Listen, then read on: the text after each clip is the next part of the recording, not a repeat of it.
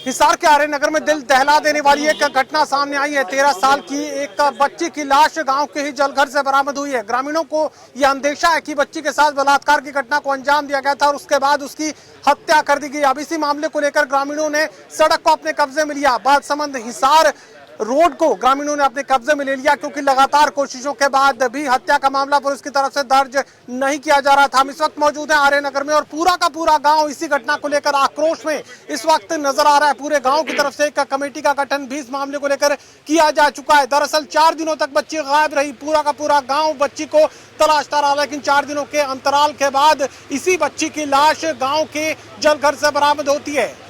Police तफ्तीश में इसे गुमशुदगी की रिपोर्ट दर्ज करवाया गया था, लेकिन इसके बाद चूंकि बच्ची की लाश बरामद हो चुकी थी तो मामले को हत्या और बलात्कार से भी ग्रामीण जोड़कर देख रहे हैं। और इसी मामले को लेकर ग्रामीणों ने न सिर्फ सड़क को जाम किया बल्कि एक महापंचायत का आयोजन भी किया। इस पूरे मामले को लेकर अब इंसाफ की मांग आर्य नगर गांव के लोगों की तरफ से सामने रखी जा रही है। एक कमेटी का गठन भी इस मामले को लेकर किया जा चुका है। मुझे बताइए कि क्या ये पूरा मामला है और इस कमेटी की जरूरत क्यों पड़ी है?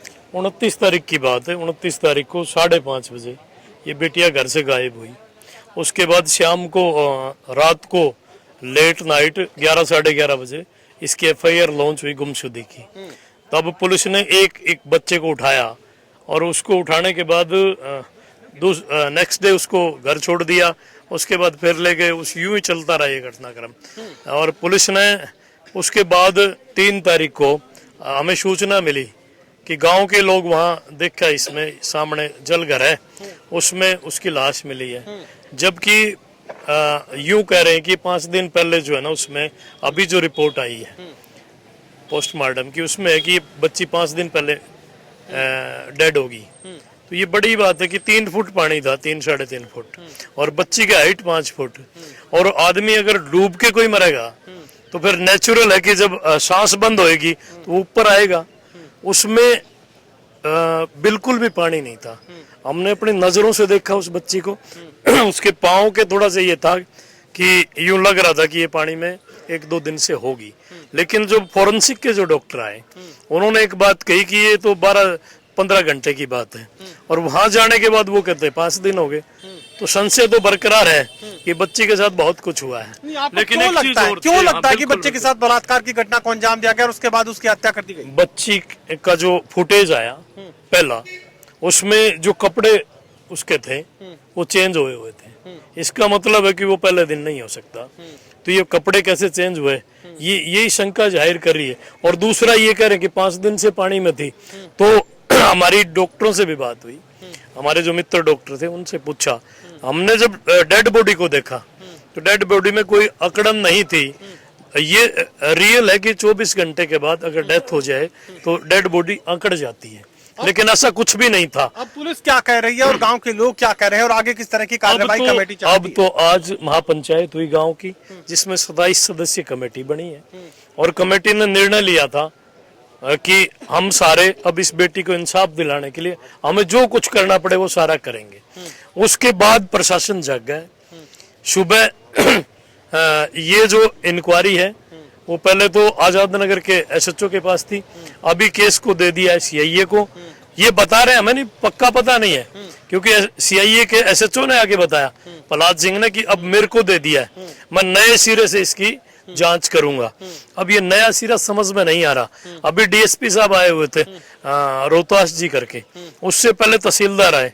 पिछले 3 घंटे से लगातार हमें अंदर बैठाए रखा, जो जितने भी कमेटी के सदस्य हैं, कि पोस्टमार्टम की रिपोर्ट आ रही है। यूं लग रहा था जैसे चंडीगढ़ से पैदल लेके कोई आ रहा हो। हमने उनको एक बात कही कि आप पोस्टमार्टम की रिपोर्ट जैसे ही आ जाए, आज तो माध्यम है मोबाइल, आप उसको WhatsApp पे डाल दें, हम उसको पढ़ लेते हैं। अब आगे क्या PGI से पोस्टमार्टम दोबारा करवाएंगे? हाँ बिल्कुल, रोहतक PGI से इसका पोस्टमार्टम दोबारा कराएंगे। इसकी वीडियोग्राफी भी होगी। और उसके बाद ये जो है अभी जो रोड जाम है वो खुलवा दिया गया। 2-3 मिनट में हमारे साथी गए, वो खोल देंगे। उसके बाद धरना जारी रहेगा और तब तक जारी रहेगा जैसे रिपोर्ट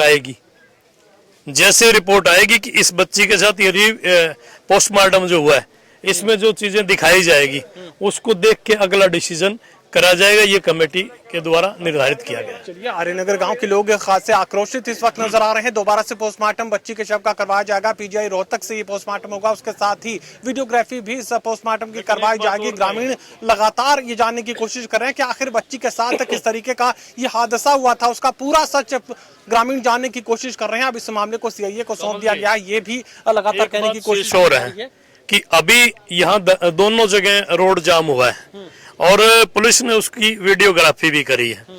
हो सकता है कि ये चंद दिनों के बाद जो है ना इन पे केस दर्ज कर दे।